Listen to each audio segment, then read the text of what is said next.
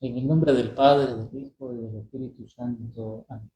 Queridos amigos y hermanos, nos encontramos una vez más a través de este medio para seguir compartiendo con ustedes estas reflexiones que vamos haciendo durante la semana y que las vamos preparando para seguir evangelizando y seguir llevando la palabra de Dios a todas aquellas personas que no pueden, por algún impedimento físico, llegar y escuchar la palabra de Dios en el templo.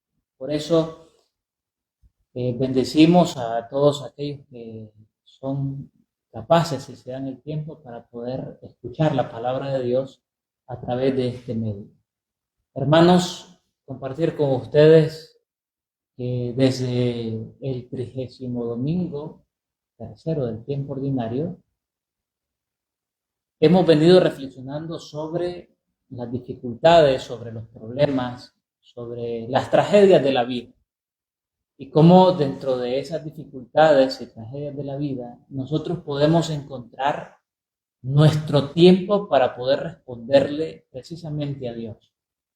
Ustedes y yo sabemos que cuando todo nos está yendo muy bien en la vida, cuando todo va viento en popa, ustedes saben que no necesitamos precisamente recurrir a Dios, pero sin duda que el bienestar que nosotros estamos poseyendo, aunque sea temporal, es un bien que Dios nos lo está dando.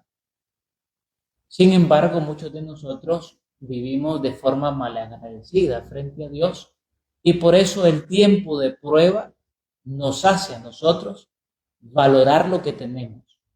El tiempo de dificultad, el tiempo de prueba, es el tiempo nuestro de darle verdadero valor y sentido a lo que tenemos. Les pongo un ejemplo sencillo. Nosotros no valoramos a un buen amigo cuando lo tenemos y está siempre para nosotros. Pero cuando se va, sentimos su ausencia y aprendemos a valorar todo el tiempo que nos daba. Nosotros no valoramos cuando nos llega la comida a los 3 tiempos a nuestra mesa. Pero porque la tenemos siempre. Pero cuando nos empieza a faltar, se nos empieza a escasear, entonces le damos sentido y valor a lo que realmente nosotros tenemos.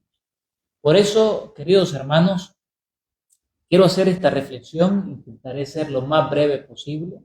Me cuesta porque es toda la semana, pero el tiempo de la prueba es el tiempo nuestro, para que nosotros le demos el verdadero valor y el sentido a las cosas que tenemos en este momento. Quien tiene a una esposa buena, sensata, prudente, sin duda que si la deja le hará falta, porque después le tocará acomodarse por orgullo y soberbia con aquella persona que ha dejado su matrimonio, su hogar y sus hijos por esa otra persona. Pero no me quiero alargar en esta breve introducción. El día domingo 33 del tiempo ordinario se nos advertía sobre una cosa. Iré pronto. Decía poner nuestra confianza en la seguridad de las construcciones temporales o pasajeras o espaciales. Los judíos vivían con la seguridad en el templo y viene Jesús y les dice que el templo va a ser destruido. Muchos de nosotros ponemos nuestra seguridad en las cosas materiales que tenemos y las cosas materiales que nosotros tenemos se dañan y se corroen. Esto es parte de la reflexión que hacía el domingo pasado. Muchos de nosotros ponemos nuestra confianza en personas, en familias, en amigos, pero muchas de esas personas nos terminan traicionando. Por eso, en el tiempo de la dificultad, quien está allí con nosotros precisamente dándonos palabras de sabiduría es Dios. Por eso nuestra confianza, nuestra seguridad debe de estar volcada a Dios, no a lo material, ni a las personas, ni a los amigos que tenemos, ni a los familiares, sino que nosotros debemos devolver nuestra confianza y nuestra seguridad en Dios. en el tiempo de las guerras, en el tiempo de las persecuciones, en el tiempo de las dificultades, en el tiempo de nuestras odiseas, Dios siempre estará ahí con nosotros. Por eso el texto finaliza con esta frase espectacular: el que persevere hasta el final se salvará. No es el que sea perfecto, no es el que sea santo, no, es el que persevere. Pero el que persevere en la confianza y en la seguridad en Dios. Hermanos, durante toda esta semana hemos venido leyendo el libro de los Macabeos. Y, para ser sintético, el libro de los Macabeos nos ha venido narrando puras tragedias, pero tragedias infundadas por reyes que se consideran los todopoderosos, gobernadores que se consideran los todopoderosos, que creen tener la vida de las personas en sus manos, la libertad de las personas en sus manos, y entonces buscan apisotear la dignidad, buscan apisotear el valor cultural que tiene esa persona, su fe, precisamente, porque todos aquellos creyentes hoy son vilipendiados por muchos sectores ideológicos porque nos consideran moralistas, retrasados, porque no nos acomodamos a su forma de pensar. Vivimos nosotros en este mundo y es necesario que perseveremos y seamos constantes en nuestra fe. El rey Antíoco Epifanes, que es el rey que va a durar durante toda la semana, llegó y conquista Israel. Y lo primero que hace es llamar a la apostasía, que los israelitas abandonen su fe.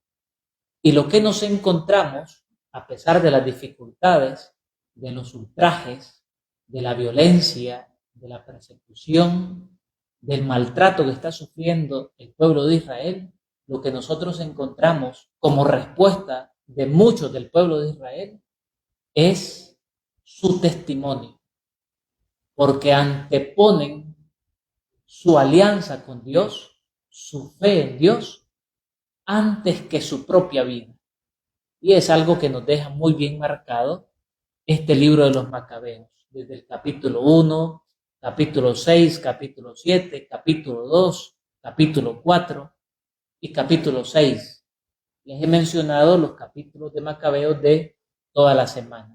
Fíjense ustedes, solo voy a mencionar algún par de textos para no extenderme.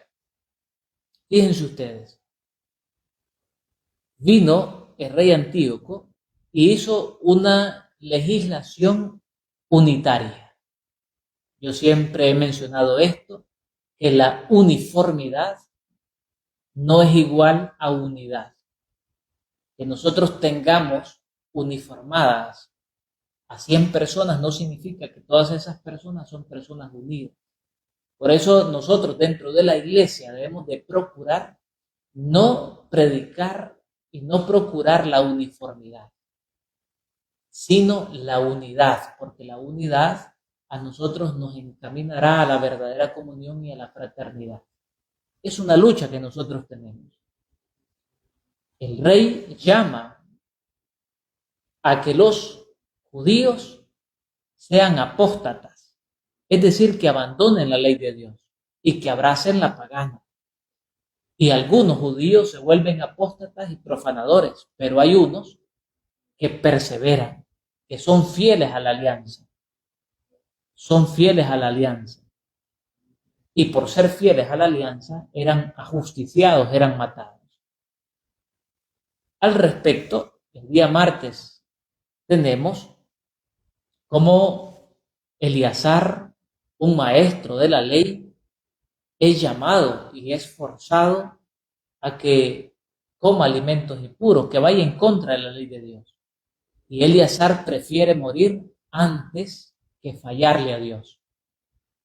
Así podemos seguir mencionando el día miércoles cómo aparece la mamá con sus 7 hijos y sus siete hijos son ajusticiados, son ajusticiados delante de ella porque permanecen fieles a la alianza de Dios.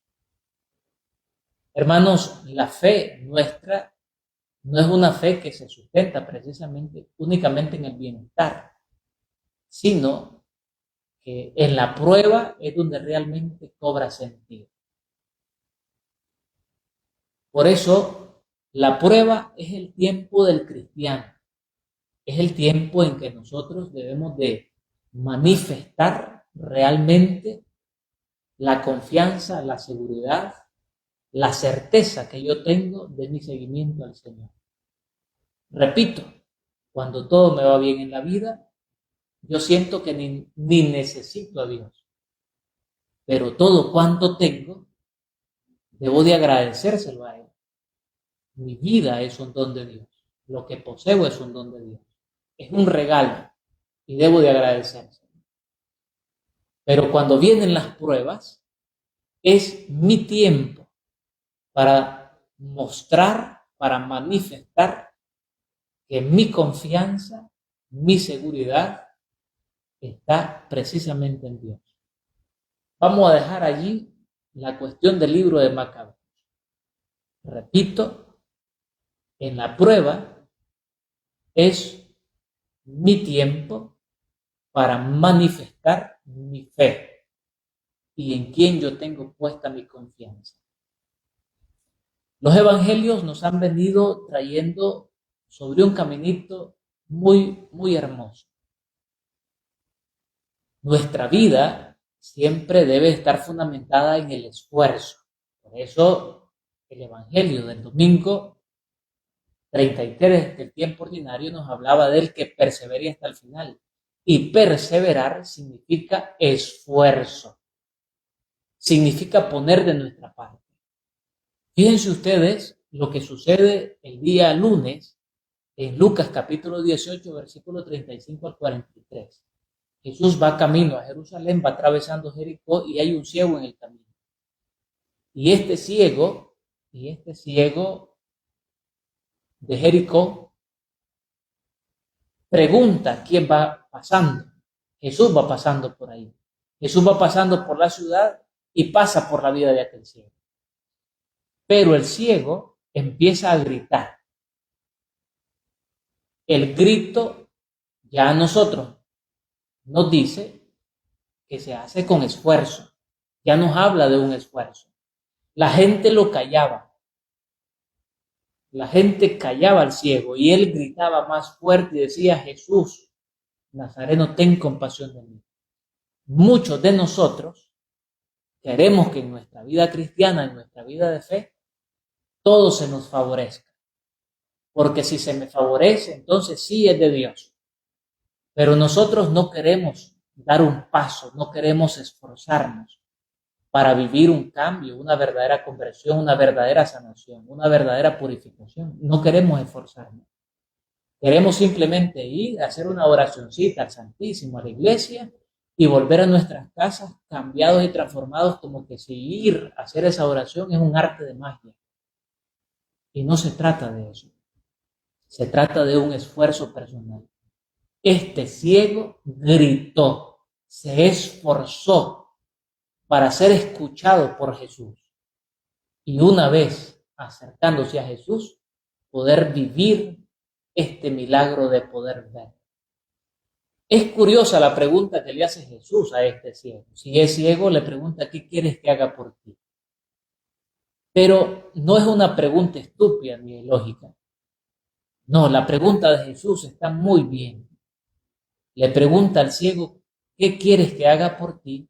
Porque obviamente el ciego tiene la necesidad de ver.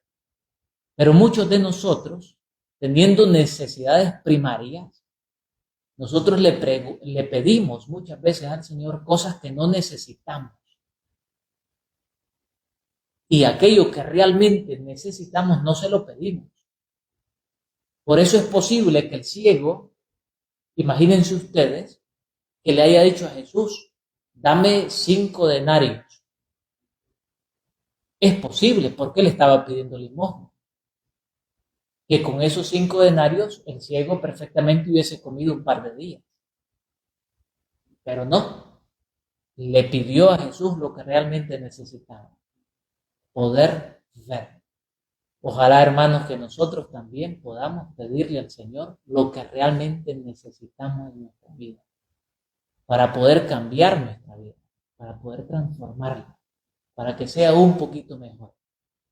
Y obviamente mi vida y la vida de este ciego va a ser mejor viendo que recibiendo limosna. Fíjense ustedes, el día martes nos encontramos con este pasaje de Lucas, capítulo 19, versículo 1 al 10, donde se nos relata el encuentro de Jesús con Zaqueo. Y se nos vuelve a presentar el esfuerzo que nosotros debemos de hacer si realmente queremos vivir un encuentro con Jesús. Me encanta este detalle que se coloca en el Evangelio, que Zaqueo era un hombre rico. Es decir, era un hombre que podía usar sus influencias para poder encontrarse con Jesús. Pero Zaqueo no quiere vivir un encuentro privilegiado con Jesús. Quiere vivir un encuentro real con Jesús. Y eso a mí me encanta, este detalle del Evangelio. Vive este problema Zaqueo. Zaqueo era de baja estatura y no logra ver y encontrarse con Jesús. Viene Zaqueo y sin importarle la crítica, el chisme, el comentario de la gente, Zaqueo sube a un árbol para poder siquiera ver a Jesús. Ya se nos habla de este esfuerzo también que nosotros debemos de hacer si realmente queremos encontrarnos con Jesús. Y no es necesario precisamente que nosotros le encontremos, Él nos va a encontrar. Por eso llega Jesús, ve a Zaqueo con aquel deseo de encontrarse con Él y le dice, baja pronto, que hoy me hospedaré en tu casa. Me encanta la frase de Jesús cuando le dice a Zaqueo, hoy la salvación ha llegado a esta casa. Sin duda, hermanos, que nosotros podemos vivir también esa experiencia, pero debemos de poner de nuestra parte. Debemos de esforzarnos. Porque si realmente queremos vivir un encuentro con Jesús, un encuentro verdadero con Jesús, sin duda que nos va a cambiar, nos va a transformar la vida. El día miércoles nos encontramos con este pasaje muy bonito sobre cómo un hombre empieza a repartir unas minas porque va a ir a ser coronado rey. Obviamente que el que va a ser coronado rey es Jesucristo, eso es lo que está diciendo el texto. Y viene y reparte estas minas a sus servidores. Vienen los servidores y trabajan y de 5 le entregan 10. De 2 le entregan 5. Pero hubo uno que no le entregó nada. Le devolvió el don que le había entregado.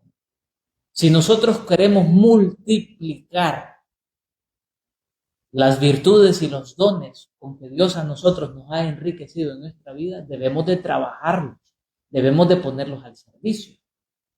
Les pongo un ejemplo sencillo. Este ejemplo se los ponía en la parroquia Jesús de la Caridad, ahora que le celebraba ya. Un saludo a esta parroquia, precisamente, porque a ellos les ponía este ejemplo. Ustedes imagínense que se encuentren con un odontólogo, y este odontólogo sacó su título de odontología hace 30 años, y tiene su título ahí. La pregunta es, si usted va donde él,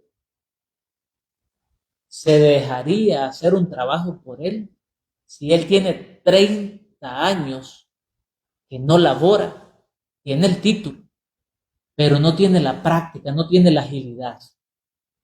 Por eso su don, hasta ese don se le quitará, porque nadie va a recurrir a él sabiendo que no tiene la agilidad, sabiendo que no es profesional en lo que él ha hecho, en lo que él se ha preparado.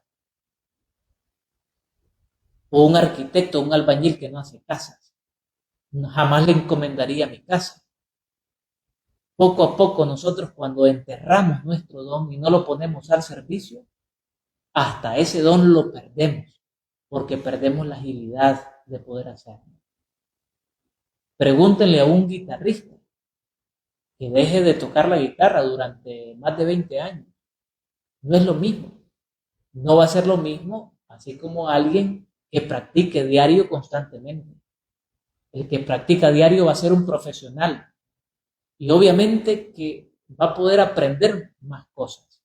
Pero aquel que ha enterrado su don, hasta ese se le quitará, porque incluso hasta en ese se ha vuelto torpe. Por eso, en los 3 evangelios de estos lunes, martes y miércoles, se nos habla del esfuerzo que nosotros debemos de hacer frente a lo que Dios nos ha dado. Hermanos, el día jueves reflexionamos este texto que sin duda es un texto que hay que darle un toque espiritual muy profundo. Lucas 19, 41, 44. Jesús, camino a Jerusalén, contempla la ciudad y llora. El lloro de Dios. Es interesante porque yo creo que Jesús a nosotros nos ve en este momento y llora. Llora porque ha hecho tanto por nosotros y nosotros seguimos con una terquedad increíble, sin cambiar, sin transformar aquello que debe ser cambiado en nuestra vida. Dios ha hecho tanto por Jerusalén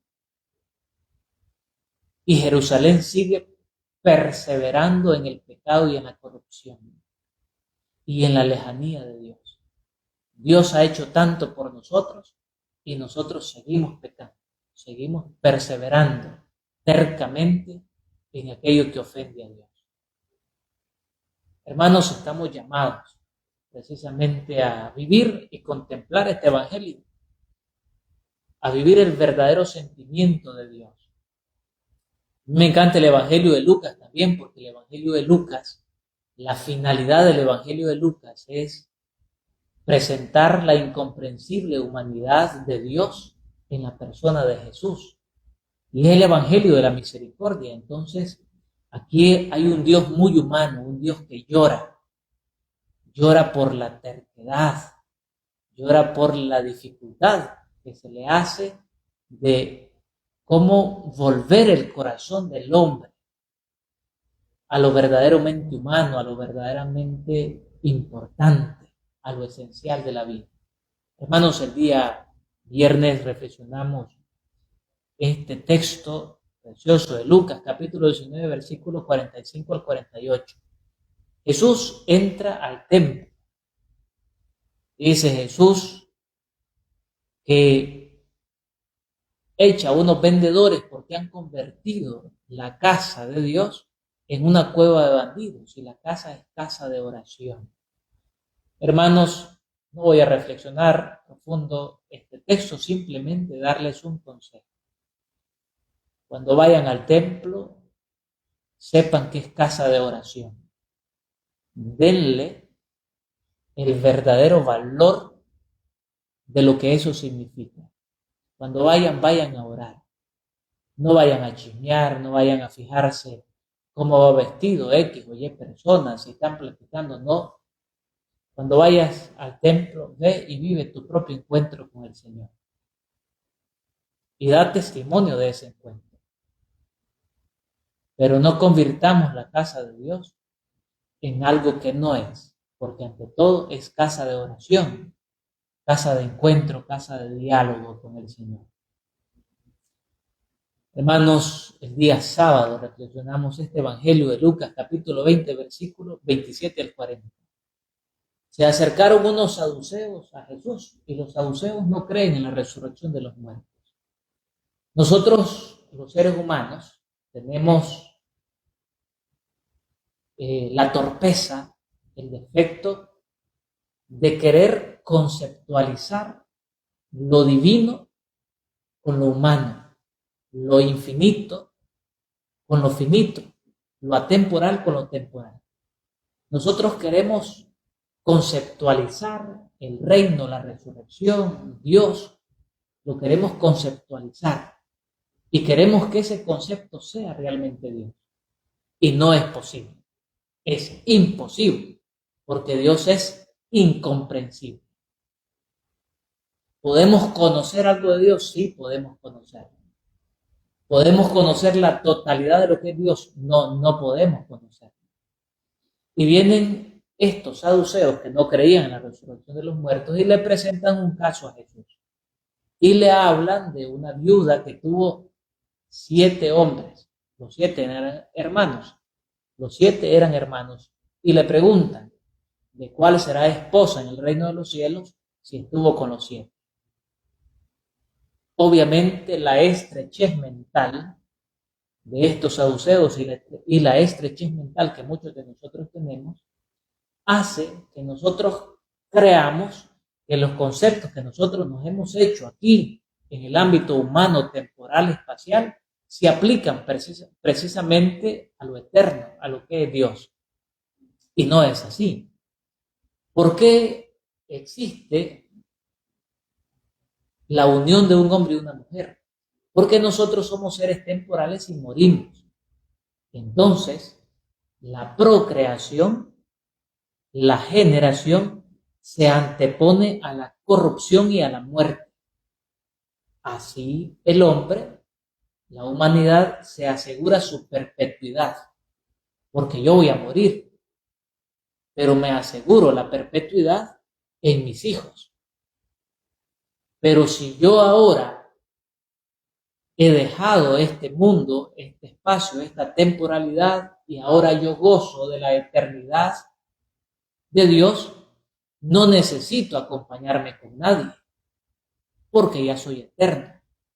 Y como la búsqueda del ser humano es la felicidad plena nuestra es unirnos con nuestro Creador, es vivir la contemplación, la visión beatífica plena de Dios. Otro día abordaremos este tema.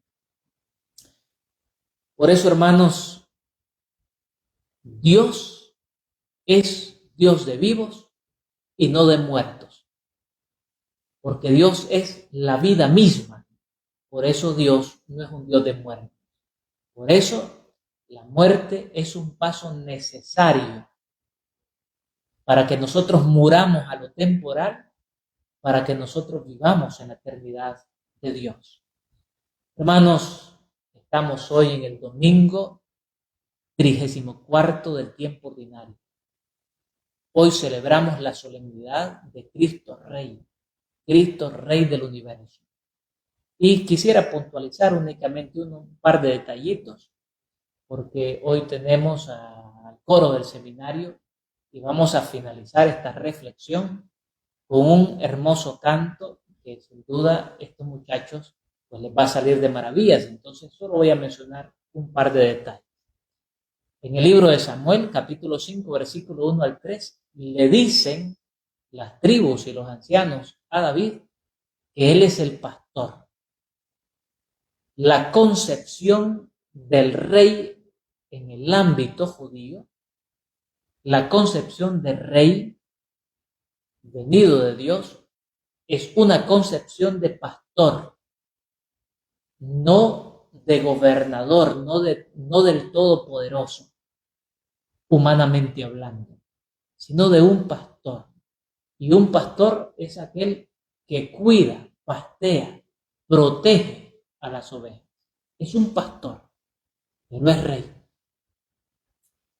En la carta a los Colosenses del apóstol San Pablo, capítulo 1, versículo 12 al 20, San Pablo nos narra todo un himno cristológico y del por qué Cristo es el primogénito y por qué se le han dado las llaves del reino. Porque existía desde antes y en él están fundadas todas las cosas. Por eso este himno cristológico es uno de los himnos especiales que nosotros precisamente hacemos prácticamente casi en todas las vísperas de las semanas. Es maravilloso este himno. El evangelio que se nos invita a reflexionar el día de hoy es el de Lucas capítulo 23, versículo 35 al 43. Compartía con los muchachos aquí en el seminario haciéndoles una breve reflexión a ellos y les decía que sin duda este evangelio y esta fiesta es un escándalo para nosotros los cristianos. Es un escándalo en el sentido de que si Dios es omnipotente, es todopoderoso, ¿cómo es posible que nosotros veamos y contemplemos a Dios, al Rey, derrotado en una cruz, crucificado, expuesto al escarnio público? Es un rey que se somete a la burla de todos. Pero a Jesús no le importa eso, porque su reinado no es de este mundo. Es decir, lo que nosotros vemos como importante en este mundo, el gobierno, el control, la manipulación, la violencia, lo importante que es para mí eso, no es importante para Dios. Y no es importante para Jesús, porque el verdadero reinado de Jesús está en el servicio, está en la entrega que Él hace por amor a la humanidad. Se entrega precisamente por amor a la humanidad. Y en eso consiste su reinado. Es un reinado espiritual sin ser espiritualista, pero es un texto que a nosotros nos hace poner los pies en la tierra. El reino de Jesucristo está fundamentado en el amor, porque el amor implica entrega, implica servicio, implica donación, implica sacrificio. Por eso nosotros no tenemos a un rey derrotado en una cruz. Tenemos a un rey que está dando su vida por amor a nosotros. Y a eso es a lo que nos invita esta contemplación hermosa, que ciertamente es escandalosa. Es escandalosa porque nuestra lógica humana, terrenal, simplemente ve a un rey derrotado. Pero lo que nosotros no sabemos es, o lo que nosotros ignoramos muchas veces es, que ahí no hay un rey derrotado. Allí hay un rey que está triunfando, porque está ganando el amor al odio, porque está ganando la vida a la muerte, porque con la crucifixión de Jesús, con la entrega de Jesús, se nos devuelve la vida y se nos devuelve el reino. Se nos abren las puertas del reino para que nosotros podamos volver a la casa del Padre. Hermanos, muchísimas gracias. El Señor les bendiga, les guarde, les proteja. Y quédense porque vamos a concluir esta reflexión con este canto precioso de Viva Cristo Rey, si no mal recuerdo. Por eso voy a pedir a los chavalos que se acerquen aquí a la cámara, que nos apiñemos aquí. Vengan muchachos aquí para que cantemos un poquito y así concluir esta reflexión y ponerle el toque final. Este es el broche de oro, Este es el broche de oro, así que vamos a ver. Y péguense ahí. Si nos sale desentonado es porque los acabo de complicar a los muchachos. Ahí les dije que lo hiciéramos, pero ahí medio métase. Ahí Carlitos, bájese ahí para que entre ahí. Si no, y se baja por ahí para que se vea. Bueno.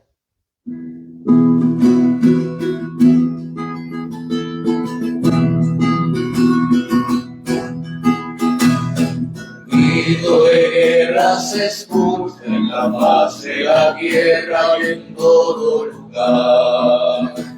Los pestos guerreros se empuñan su espada y se listan para pelear.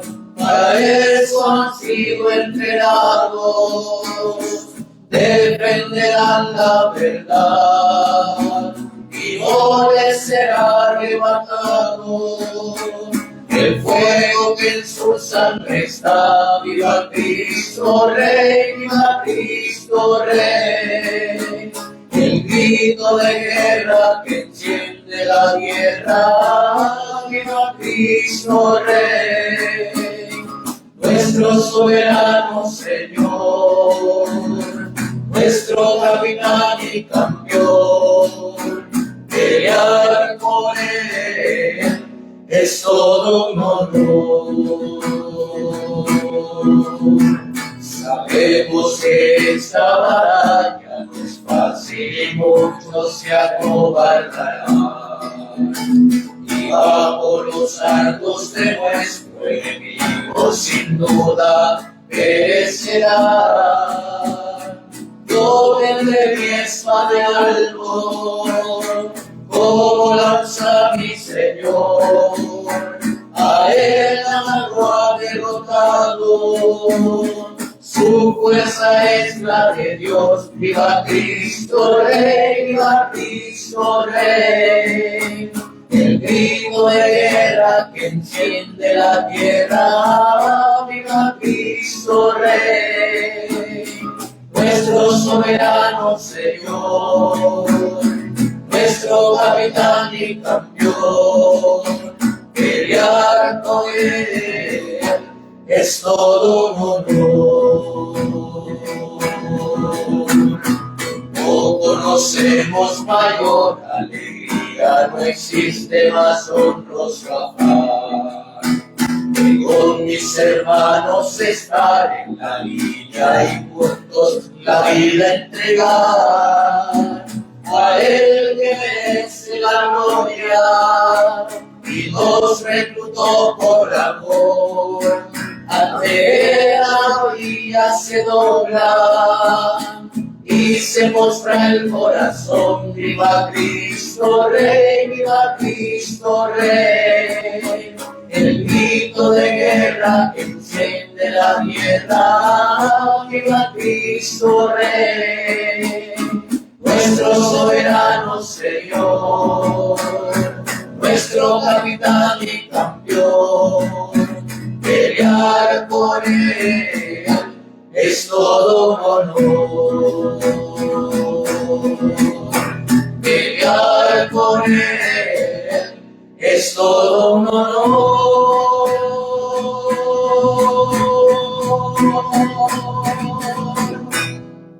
¡Viva Cristo Rey! ¡Viva! Gracias, hermanos, que el Señor les bendiga.